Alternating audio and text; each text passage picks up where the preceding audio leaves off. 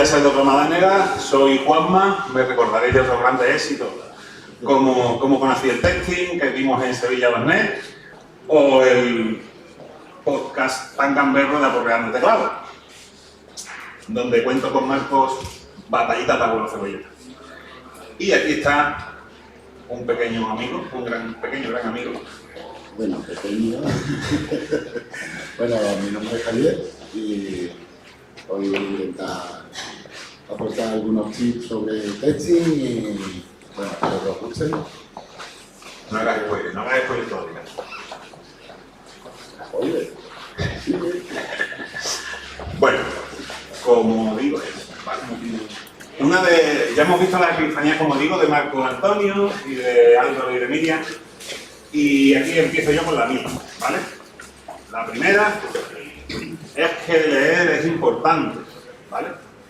Y aquí tenéis un ejemplo de unos cuantos libros que tengo yo, y como no podía ser de otra manera, como ya vengo haciendo spoilers, estamos en tiempo de Adviento, y el libro más importante para mí es la Sagrada Biblia de nuestro Señor Jesucristo.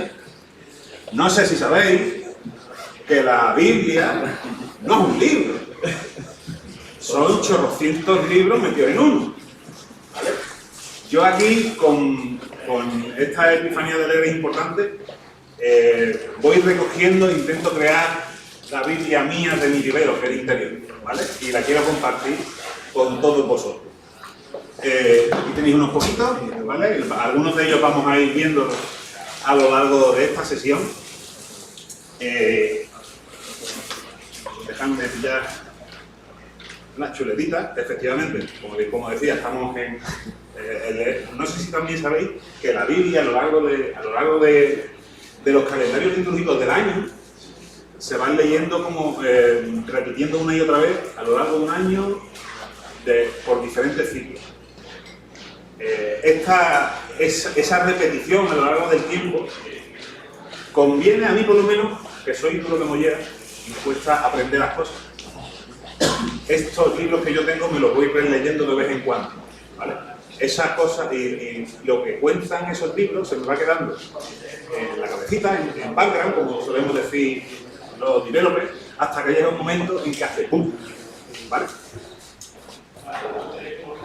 También a mí una cosa que me encanta cuando leo un libro es que parece que es diferente, como que descubro cosas nuevas o que yo me entero de algo nuevo, porque la primera vez que lo leí no lo entendí del todo.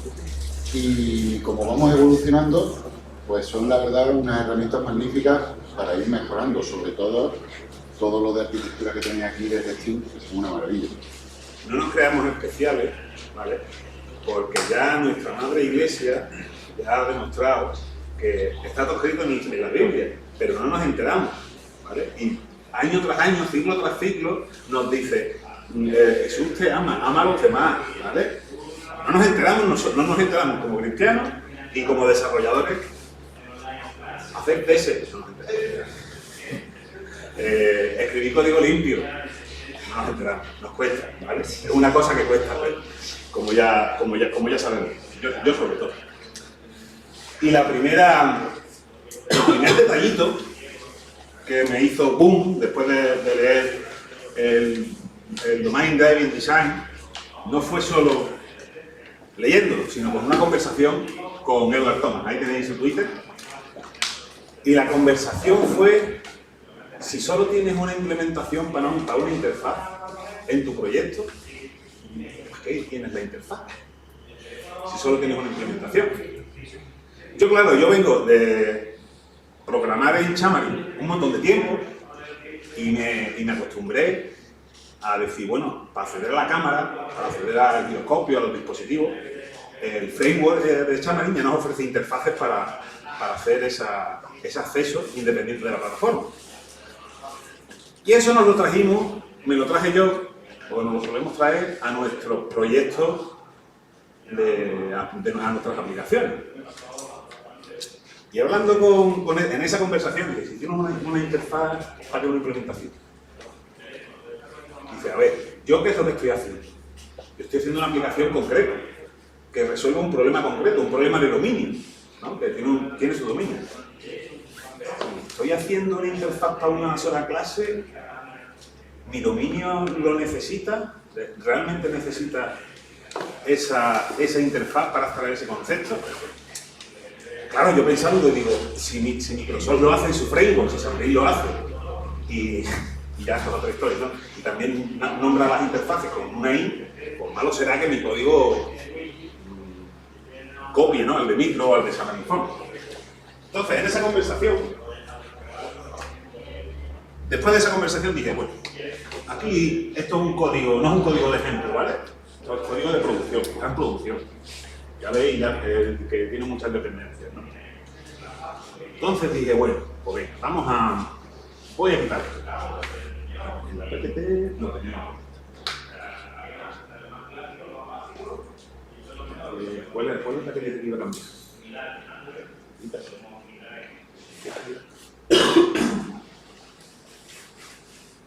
Sí.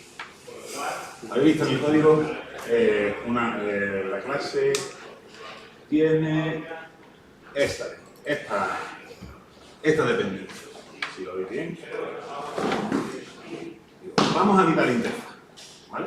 Pero antes de empezar a romperlo, como ya lo he hecho varias veces,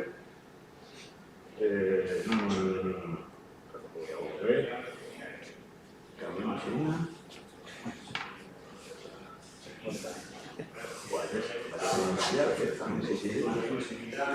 Vamos a quitar esta interfaz. Y esta.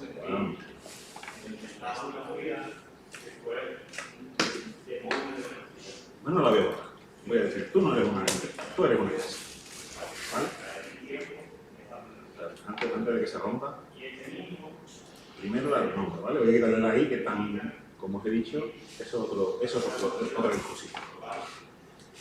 Y ahora quito la interfaz. Ya no es una interfaz.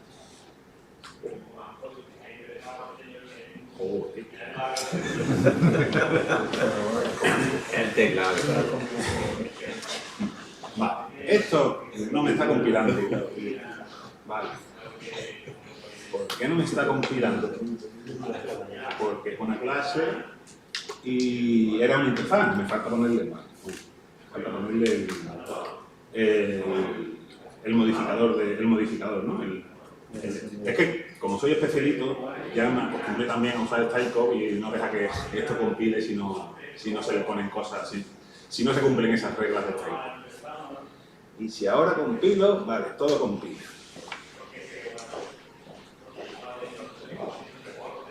¿Sí? ¿Y qué pasa si tengo tesis? Tengo aquí unos cuantos tesis, la ejecución anterior funcionó. Vamos a ejecutar. A ver si no he roto nada. Anda. De 32 tesis solo pasa bien. Bueno, aquí ya entramos en pánico. Vamos a empezar por el primero. A ver, ¿qué pasa? System not supported except. La expresión C is active no es sobreescribir. ¿Eso qué significa? Vale. Otra epifanía es que aquí lo único que está ocurriendo es que el metodito este no es virtual. ¿Por qué tiene que ser virtual?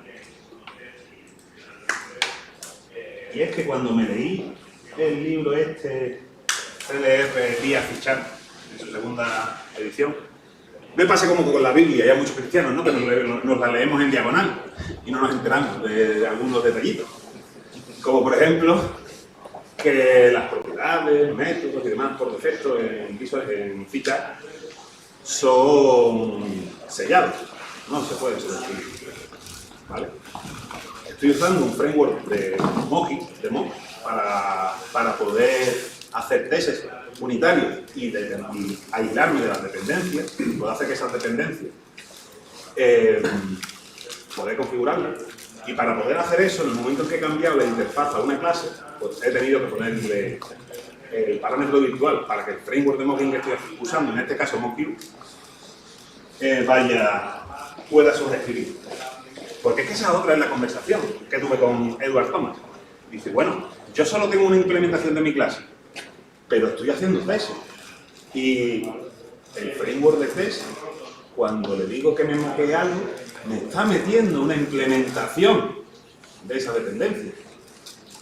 ¿Eso es otra implementación de esa interfaz? Y me dice, sí, pero no. Sí, pero no te hace falta interfaces para tener si lo haces de esta manera. ¿Vale? Esto contribuye además, ya no necesito una clase con una interfaz, tengo menos código, ya no tengo un archivito más, y contribuye además a que mi código, su marca de CO2 sea menor, porque tengo que guardar menos cosas en la nube, se supone que tarda menos tiempo, un poquito de menos tiempo en compilar y demás. Tan en diagonal nos leemos los libros, tan en diagonal me leí el de Refactoring de Martin Fowler, que este profeta solo lo decía, tengo en la mente que solo lo decía una vez. En el libro describe un montón de técnicas para refactorizar el código, ¿vale? Para extraer cosas y hacer el código más desacoplado y más bonito y más fácil, más mantenible. Pero no recuerdo ahora mismo en qué página lo decía, pero sé que tengo en la cabeza que solo lo dice una vez. Todas estas técnicas funcionan si tienes tesis. Pero lo dice de corrido y como civilinamente, una vez. Luego llegó Carlos Blake, otro profeta, con su libro de código sostenible, y este era un martillo pilón. En este libro describe técnicas para buscar buenos nombres, el por qué se buscan buenos nombres, pero el por qué hacer tesis, y las técnicas de refactor que se pueden aplicar, pero dice prácticamente en cada página del libro, todo esto funciona si tienes tesis. Funciona si tienes tesis que te comprueben que las modificaciones que has metido te dan esa tranquilidad de que esas modificaciones no han roto nada. Y era un martillo menos, en comparación con Martin Fowler, que lo hizo hace ya mucho tiempo. Pero Martin Fowler solo lo decía una vez, y este hombre lo dice cada 2 por 3. Y aquí vamos a dejar paso aquí a mi pequeño párrafo, ¿vale? Porque en el test, en el código que os he enseñado yo antes, que cambia cosas, lo habéis visto así muy rápido, y lo he enseñado también en diagonal, ¿vale? Y hablamos de una cosa que va a decir. Bueno, yo os voy a hablar un poco de la necesidad de trabajar con los tests, como queráis llamar. Y siempre, cuando me aproximé la primera vez a los tests, pues sí, era interesante, tal, pero siempre estaba más centrado en el código de producción, ¿no? Como que los tests eran una cosa accesoria, interesante, sí, me probaban la aplicación, pero el esfuerzo o mi gran preocupación era el código de producción, ¿no? Lo que trabajaba, lo que hacía la aplicación. Y poco a poco, gracias a Juanma, que era otro martillo pilón, que me estaba ahora dando los tests, vamos a hacer TDD, pues empecé a desarrollar una cierta preocupación por cómo escribir los tests, qué preocupaciones tenía que tener con ellos. Y bueno, pues hoy os voy a mostrar un ejemplo muy sencillo, ¿vale? Un ejemplo que se basa en el brique de un supermercado, ¿vale? En donde, bueno, pues hay unos productos, hay unos IVA y se calculan y tal, ¿no? Lo importante de esto no es el ejemplo en sí mismo, sino qué cosas podemos ver en el código, ¿no? Entonces, vamos a mostrar.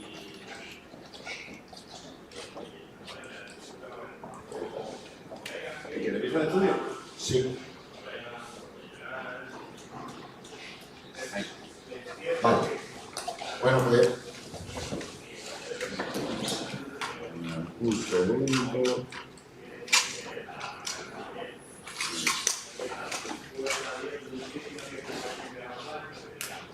estáis viendo lo que todos sabemos.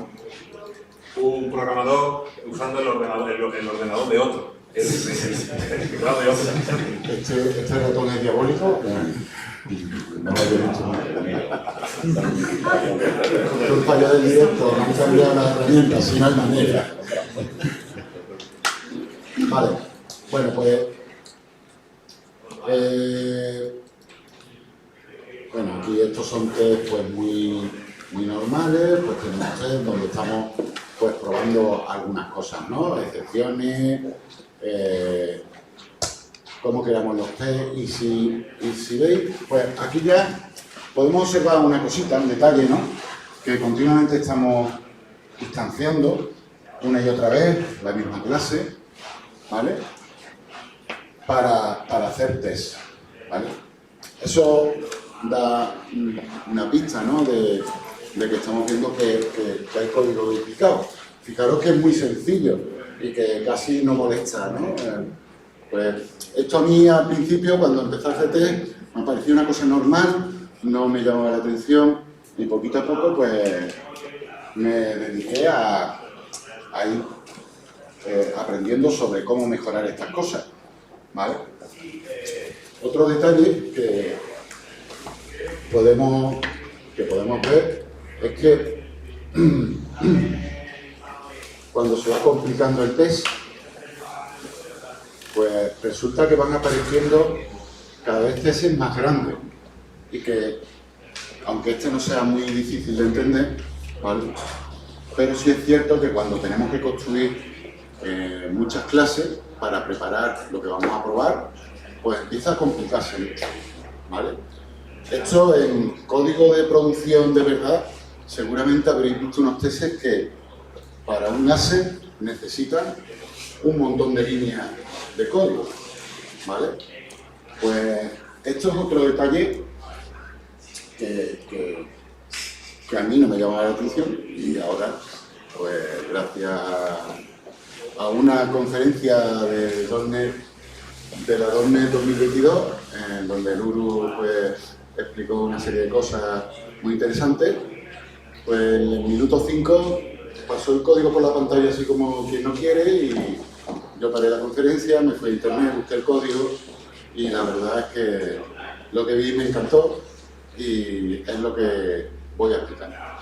Con estos dos problemas que hemos visto, ¿no? Pues que estamos instanciando clases, que los test se van complicando poquito a poco, que para hacer 3 comprobaciones tenemos que escribir un montón de líneas de código, pues hay 2 técnicas que podemos usar, ¿vale?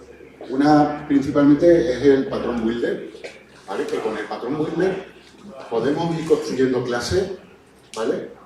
De las instancias de cada una de las clases que tenemos en el sistema. Claro, como siempre, ¿no? Pues tenemos una clase que es sencilla, que es básica, que a su vez se combina con otra para crear una más compleja, que a su vez se combina con otra para crear otra más compleja.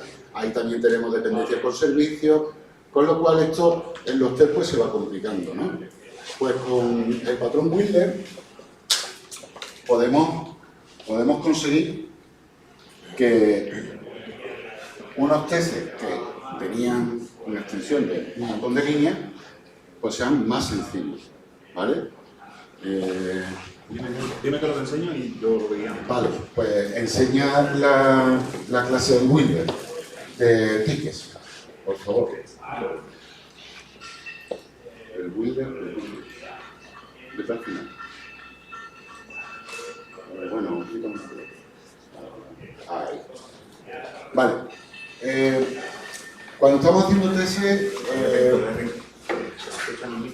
Sí, ¿no? Para que vale. Lo que estamos viendo aquí es que con el builder podemos crear una serie de métodos en donde podemos tener prefabricados de alguna manera todos esos objetos que vamos a usar para hacer las pruebas. De forma que después en el test en sí mismo, con 1 o 2 líneas, vamos a inicializar la clase que queremos. Como lo tenemos separado de los test, pues resulta que tenemos como una especie de repositorio o clases que nos van a permitir preparar muy rápidamente los tests. ¿vale? Y componer nuestros objetos, nuestros valores y lo típico. Normalmente, pues, imaginaros que aquí, bueno, en este ejemplo tengo dos tipos de tickets, ¿no? Los tickets que tienen un IVA de Portugal y los tickets que tienen un IVA de España, ¿vale? Pues en otra aplicación en donde vamos a hacer albaranes, pues tenemos albaranes de transporte, albaranes de recogida, albaranes de envío, ¿no? Pues podríamos tener preparados esos diferentes tipos para después utilizarlos en los test. Y después, lo más importante de todo esto es que lo que me gusta es pasar el test de los tickets del último.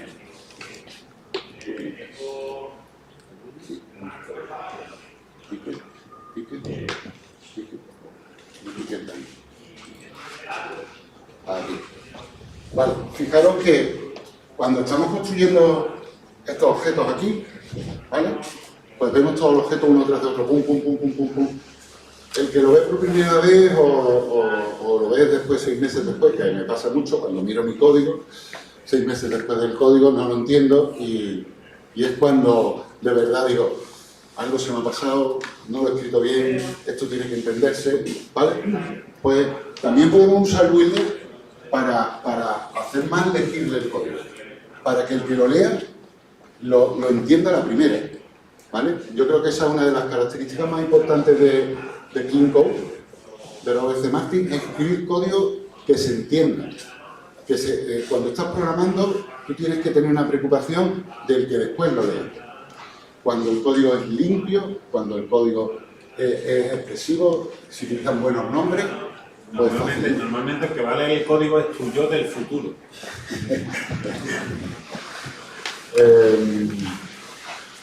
Vale, pues entonces os voy a mostrar cómo quedaría esto utilizando tanto el patrón Builder como Fluent Assertions, ¿vale?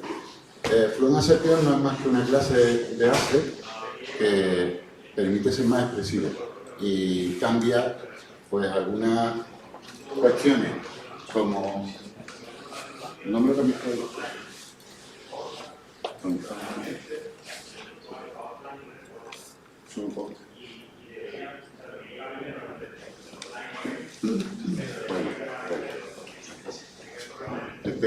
Mete ya el sí. Vale. Bueno, pues vete al final, que es donde está el... Vale, mira, el test que estábamos viendo antes tenía la construcción de todos los objetos, ¿vale? Y ahora con la clase Builder, pues construimos el objeto de una forma con una semántica más clara, ¿eh?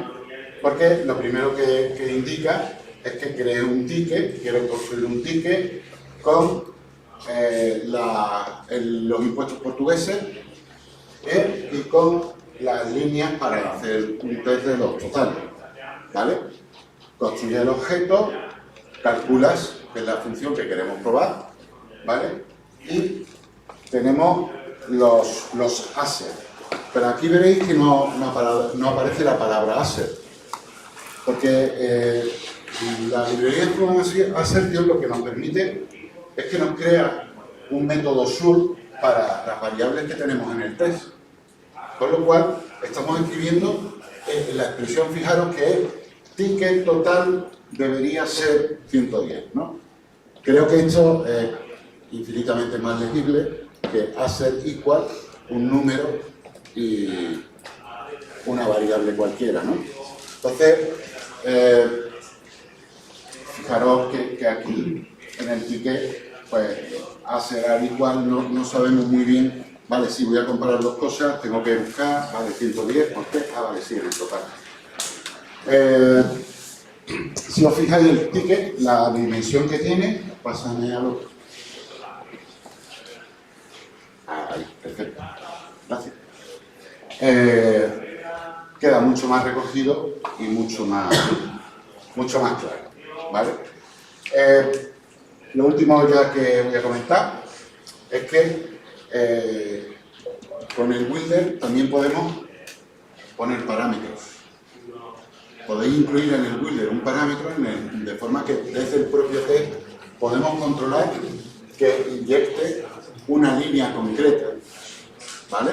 O sea, que la clase builder, como la construís vosotros, pues resulta que podéis hacer, implementar todas las necesidades que tengáis a niveles de test. Es muy flexible.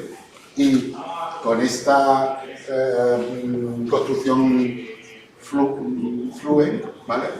Pues vamos añadiendo la semántica de cómo construimos el objeto, ¿vale? Bueno, pues espero que os haya gustado, ¿eh? Y que con esto pues consigamos hacer mejores test y cada vez más. Claro que sí. A ver, todavía te queda algo que aprender, alguna cosita que aprender pequeño para bueno. Pero bueno. Esto me recuerda una cosa que nos pasó. Yo conocí a este hombre hace 15 años, ¿vale? Y yo estaba programando en C y C++, o sea, con puntero y memoria y algo de código ensamblador y tal. Y no sabía ni lo que era un test, mucho menos sabía lo que era Jenkins, ¿no? Y este hombre, pues resulta que teníamos que hacer una mega aplicación y lo primero que en ficha, ¿vale? Había que hacerla en ficha. Y cuando llegó dijo, esto vamos a hacer interfaces, vamos a hacer tests, vamos a hacer Jenkins, vamos a poner Jenkins, vamos a poner... Y yo, ¿y cuándo hacemos la aplicación? Evidentemente, yo lo miraba con cara rara y decía, bueno, vale, gana un premio en la India de Microsoft. Y yo diciendo, bueno, algo sabrá, y además tiene epifanía. Pues, un poco loco, pero porque escucha voces y, en fin. Pues el caso es que 6 meses después, pues llega mi jefe y dice, hay que poner una versión ya mismo ahora en producción. Y digo, pues espérate un momento, que esto tiene un paso, ¿no? Y, Juanma, ¿cómo tal? Dice, no podemos poner la versión. Y digo yo, ¿por qué? Pues si está todo subido y tal, ¿no? Dice, no, es que los test no pasan. Pero es que el problema es que si no pasaban era porque si lo despegaba, lo que iba a pasar era que los camiones cisterna, que eran una plataforma remolque, un vagón, un contenedor, ¿cómo se llamaba? Ya no me acuerdo. Contenedor cisterna. Un contenedor cisterna y una cabeza tractora, la secuencia de carga de esos camiones estaba rota, no podían. Eso es lo que di. Claro, en este caso era importante porque es en Tenerife, donde la refinería está en medio de la ciudad. Entonces, cuando no entran los camiones a cargar, pues se van apilando uno detrás de otro y en 20 minutos tienen toda Tenerife colapsada, ¿no? Entonces, la forma habitual de trabajo era se ponía una versión, dejabas colapsar Tenerife, a la policía tenía que tal, te llamaba, el teléfono te lo tenías que poner en 1 metro porque te dejaban sordo, ¿no? Bueno, pues gracias a esta experiencia, a hacer tesis, pudimos evitar el colapso de Tenerife una vez y bueno, yo lo miré diciendo, no, yo no puedo haber cometido un fallo, yo programo muy bien, vale, enséñamelo. Y cuando vi, efectivamente, hay un error en el código que lo había metido yo, por tocar el código después de hacer las pruebas y esta experiencia... Bueno, se me había olvidado unirse, no. Fue concretamente que modifiqué el código, hice las pruebas, todo perfecto, y en el último momento, digo, una línea en blanco, quiero borrarla, y en vez de borrar la línea en blanco, borré un S. ¿Ya está guardando eso 15 años? Sí. Hombre, no te iba a contar secretos. Con la print review me cogiera un polo y me colgara. No, el caso es que, bueno, muy típico que terminamos el trabajo, miramos el código y digo, no, está así. Y es así, ahí has metido un error, has borrado lo que no era, y lo subes al repositorio y te olvidas. Los tests son muy importantes. Y creo que ya hoy en día ya nadie discute que hay que usarlo, sobre todo es por nuestra tranquilidad, ¿verdad? Sí, sí. Y vamos a ir adelantando, que me parece que nos queda poquito tiempo. Como habéis visto, esto sí, jiji, jaja, todo sonrisa, pero bueno. Hemos hablado antes, Miriam y Álvaro nos han comentado que el código, que no es un código que sea descriptivo y demás, y que sea un código bueno. Sorpresa, el código es como el humor, ¿vale?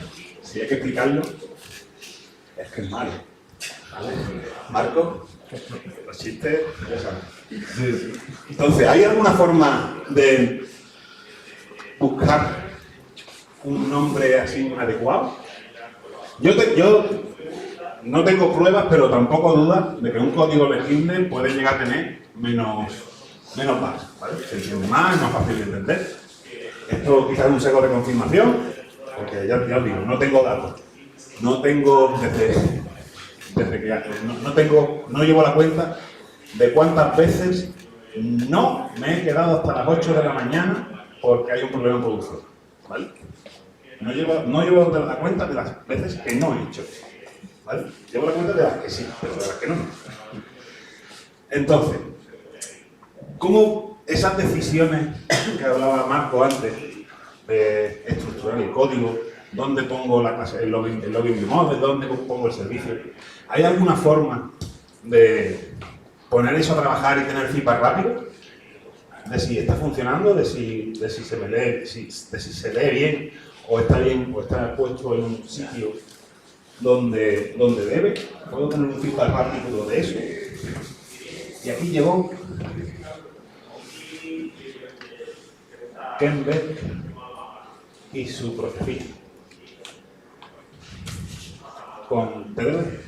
No voy a venderlo mucho, ¿vale? Porque ya más o menos, bueno, menos mal que está Chema en el otro lado.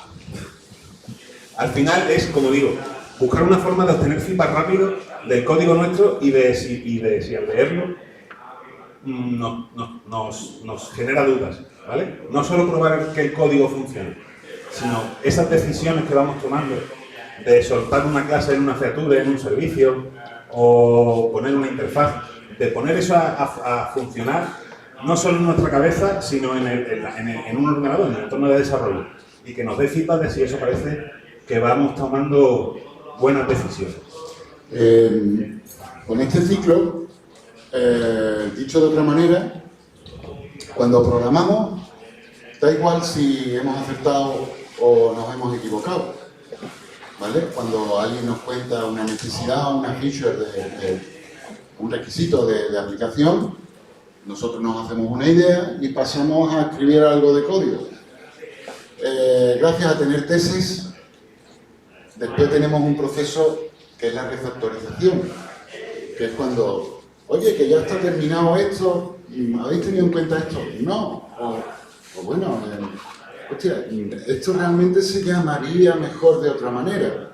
Gracias a tener tesis puedo refactorizar fácil, puedo cambiar nombre, puedo mejorar la estructura del código, y eso es lo importante de TDD o de hacer testing.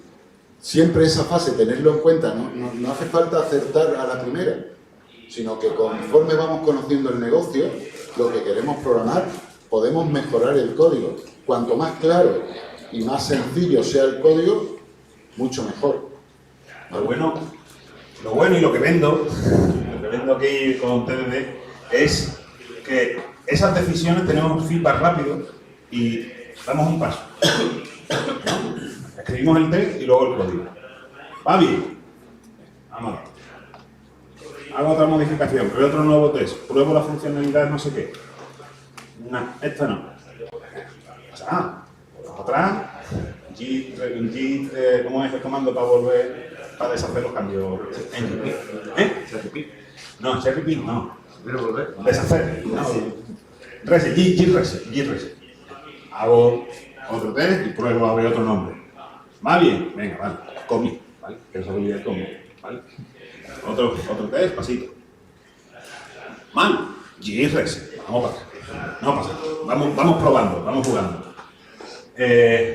Y probamos de nuevo. Todo en el ciclo de escribo primero el test, luego el código y luego el refactor. Cuando leí por primera vez el libro del profeta Kempe, dijo, cuidado con perder el foco. Y decía que cuando lo estéis pensando, antes de poner a escribir el test incluso, en un papelito, una nota de qué es lo que vais a testear. ¿Vale? Y al final tendrán unos cuantos casos que quieres probar. Céntrate en uno. Primero uno. Y si se te ocurre otro, apúntalo y vuelve aquí. No pierdas el foco. Porque suele ocurrir, estoy escribiendo el código, resolviendo una cosa. Ah, hostia, que los camiones cisterna no sé qué. Hostia, que la cabeza tractora. No sé qué. Hostia, que no sé qué. ¿Por dónde ir? Ya me he perdido. El foco es importante. Otra cosa que he descubierto podéis ver en el Jihad de Lulu, en el mío si os atrevéis, que he descubierto para aprender, el verano pasado, haciendo pruebas de aprender Swift, para desarrollar en nativo. Y me dio por hacer alguna cata de TDD en Swift. Y bueno, como habéis visto, he visto antes el tema de cambiar la interfaz y tener que ser la propiedad virtual. Esos detalles de la plataforma, del lenguaje en concreto, que no saltan hasta que no te pones a hacerlo, con las catas que suele haber de TDD, pues normalmente las tienen hechas en un montón de lenguajes. Es un buen ejercicio. Pero claro, y ahí depende de cada uno, del tiempo que tenga, de las ganas que tenga y del tiempo litúrgico en el que esté. A mí también me encanta TDD porque hay una cosa que me ha ayudado mucho. Y es que cuando hago una cata de TDD, que es muy sintética, que es muy diferente al código de producción, pero me he dado cuenta que cuando me enfrento a estas catas, aprendo a ordenar cómo pensar lo que voy a desarrollar si lo puedo probar. O sea, me hacen pensar un poco en cómo voy a probar mi código que estoy escribiendo. Muchas veces, no sé si os ha pasado que, bueno, como esto es una prueba de concepto, empiezo a escribir código, escribo 400 líneas y digo, ¿y ahora esto cómo lo pruebo? ¿Vale? Pues a mí me ha ayudado mucho a que... O peor, para adelante. El POC se convierte en un producto. Sí, también. La prueba de concepto se convierte en un producto, sin tesis. Porque no hay manera. Porque cuando un código que tiene 1.500, 2.000 líneas en un método, pues eso requiere un trabajo ímprobo para hacer test. ¿Vale? Pues debe de dar un poco de olfato. ¿Vale? Otro detalle que antes Miriam también y Álvaro nos han comentado, nos han enseñado el tema de la Arrange, Act, Hacer, ¿no? De cómo organizar un test, la parte de Arrange, Act y Hacer. En una conversación que nos hizo Alfredo, ¿nos acordáis de Alfredo Javi? Nos vino y nos hizo una cata en la oficina. Chiquillo, prueba a escribir primero el Hacer. Igual que en TDD, ¿no? Primero el test y luego el código. O haciendo el Hacer también. Intenta escribir primero el Hacer. Lo que quieres comprobar. ¿Vale? Y de atrás... Perdona, Juanma. No sé si habéis dado cuenta de que aquí pone patata. Sí, eso. Primero, yo el test llámalo patata. Y ahora escribe el Hacer, escribe el test detrás para adelante. Primero el Hacer. Ahí empiezas a trabajar esas decisiones de cómo va a llamarse la propiedad, cómo va a llamarse la clase, a la cual quiero hacer el Hacer. Y luego el siguiente, pues ya el act, ¿no? El setear las propiedades de la clase o los métodos que vas a llamar. Y luego el arrange, ¿vale? El código de los tests no es código de segunda clase, ¿no? También necesita su refactorización. ¿Os imagináis de qué parte del test surgió la necesidad del patrón binder, ¿no? Ya nos lo ha comentado aquí Solet. Pues eso, de atrás para adelante, ¿no? Y esto parece una especie de patrón, ¿no? De atrás para adelante en los tests. Porque claro, oye, que mi máquina funciona. Bueno, máquinas. Así nació Docker y así nació Jenkins, Incity, DevOps, Pipeline y demás, ¿no? Una forma de ejercitar, como digo, esos tests y esas pruebas que vamos haciendo en nuestro código. Porque luego,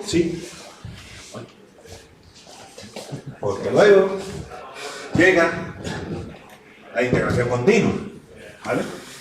Y en la epifanía que tuve leyendo el libro de Extreme Programming Explained, nos cuenta que es muy fácil cuando tú ya estás acostumbrado a hacer tests de integración continua y todas esas cosas, donde todo es el país de la piruleta, todo funciona bien, ¿vale? Ya las preocupaciones de no tengo que dormirme, no tengo que dormirme agobiado de ¿habré roto algo en el último push que hice al repositorio? Tengo un sistema de integración continua que lo hace y un sistema de CD. En ese contexto es muy fácil dejar de hacer las cosas, las buenas prácticas, ¿no? De las que hablamos. Si va todo bien, bueno, malo será que no compruebe, yo qué sé, que haga un test, ¿no? Ya empezamos con las excepciones, ¿verdad, Marco? Estaba comentando a Marco que sí, las excepciones hay, ¿vale? Unas reglas, tú tienes una forma de trabajar y te lo puedes saltar porque hay una excepción, porque hay casos especiales, ¿no? Todos lo sabemos. Pero ojo, cuando todos son excepciones, todas las decisiones y todas... No hago test porque no tengo tiempo. ¿Cómo es? No hago test porque no tengo tiempo. No refactorizo el código porque, como decía Martin Fowler y Carlos Lee, no refactorizo porque no tengo tesis, ¿vale? Entonces, tardo más en desarrollar las funcionalidades de una aplicación. Y además el código es una mierda, da pena, ¿no? Entonces, entregamos más tarde y tenemos que cachar. ¿Qué significa? ¿Alguien que sepa inglés? Cachar.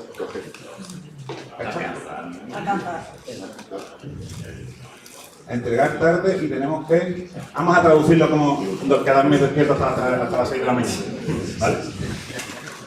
Todo esto porque no hacemos té porque no tenemos tiempo. El ciclo de la vida, ¿verdad? Y el no hacer refactorización es terrible. Porque, claro, en aplicaciones que se hacen una vez, en 2 meses y se entregan, y te olvidas de ellas, pues no has tenido mucho tiempo de meter la pata. Pero en aplicaciones donde no puedes refactorizar y vas metiendo código, y vas metiendo código, y vas metiendo código, y código, llega un día que miras la clase y te duelen los ojos. Y dices, y esto lo he escrito yo. Y ya es cuando tú dices, yo creía que programaba bien. ¿Vale? Entonces, pues, casi lo más importante para mí es, los tests me permiten refactorizar, me permiten arreglar muchas cosas. Puede ocurrir que eso, con estas excepciones ya empezamos a ver incluso hasta de no montar CICD, ¿vale? Porque no hay tiempo. Sí, bueno, puede parecer más rápido, más seductor, pero no más poderoso, ¿vale? Como digo, un tip, ¿vale? De no obsesionarnos con la cobertura, ¿no? Porque llega el momento en que nos obsesionamos, que mi código tiene un 100% de cobertura.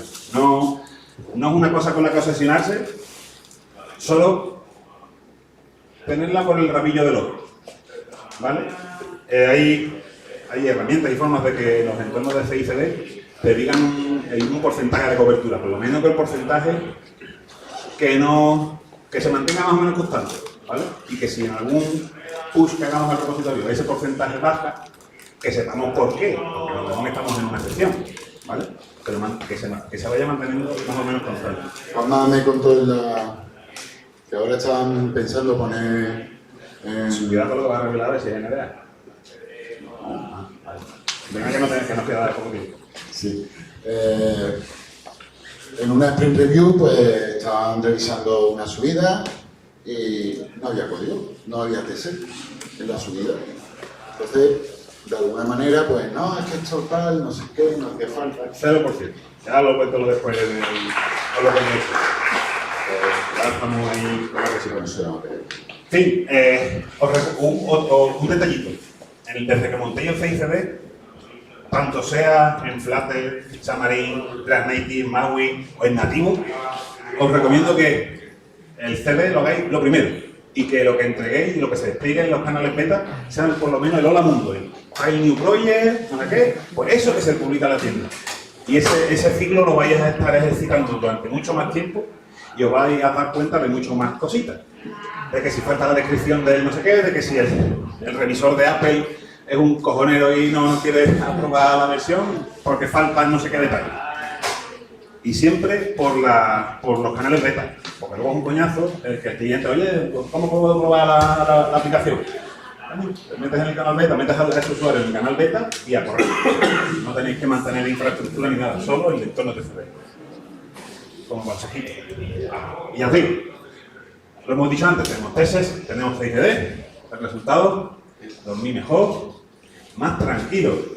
Y como no tenemos tiempo para mucho más, quería contaros aquí el trabajar eso de las historias de usuario.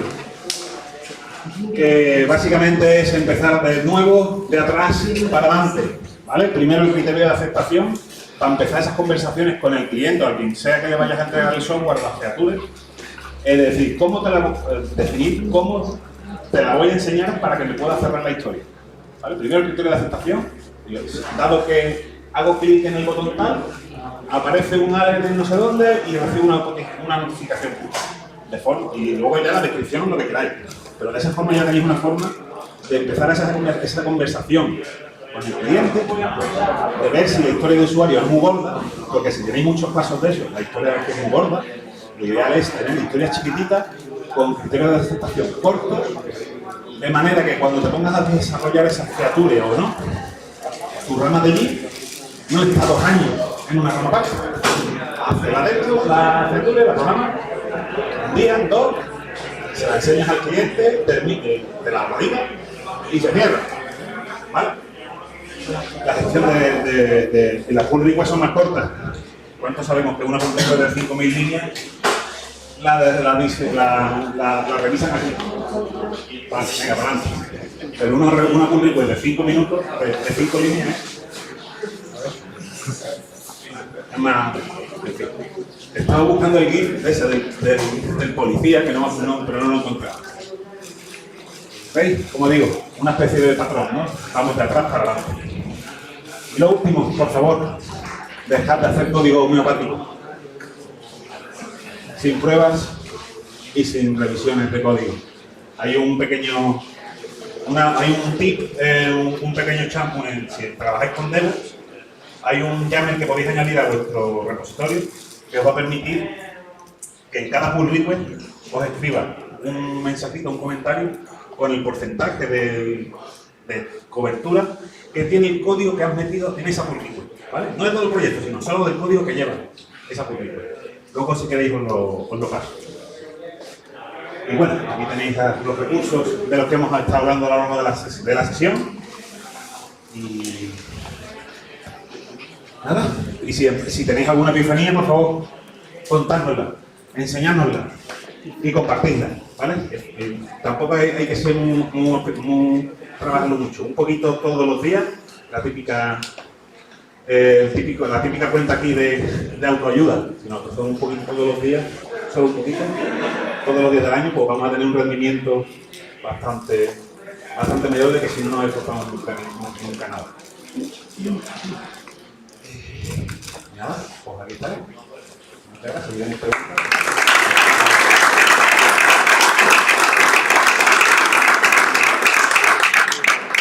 Si tenéis preguntas, tenemos por aquí para lo que queráis.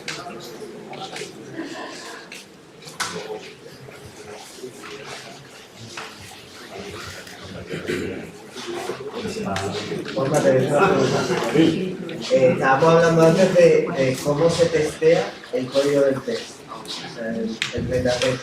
Porque, por ejemplo, claro, los builders, que son muy necesarios, ¿no? Y luego los mocks, que también hay que hacer mucho. Claro, pero luego puedes introducir bugs ahí. ¿Sí? Entonces, ¿vosotros, por ejemplo, también testeáis ese código? No. a más test, más pruebas para más test, builder y toda esa historia,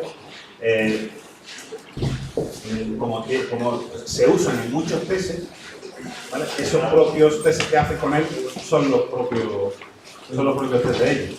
Están ahí ejecutándose y probándose si realmente las decisiones que has tenido a la hora de diseñar el builder y de cómo hacer los métodos de pruebas y demás, eso mismo es una prueba. Yo lo veo así. Yo creo que están incluidos dentro del propio test. Si no construye bien, el test no pasa. ¿Vale? Y tened en cuenta también que el builder lo usamos también para hacer el mock. ¿Vale? Tenemos un método en el cual al builder le pedimos una clase real o un mock o lo que me haga falta. Y eso es casi el objeto de la prueba. Al final seguramente siempre terminas con el mock, con un builder de tu clase y el builder de otras clases que también has testeado. Y normalmente esas clases son dependencias de una. En los tests, cuando creas el builder, le puedes decir al builder que te construya un objeto con una dependencia que sea una dependencia real, ¿vale? Entonces puedes encadenar todo el ciclo de real, sin mocks ni nada, y hacerte un test end-to-end, ¿vale?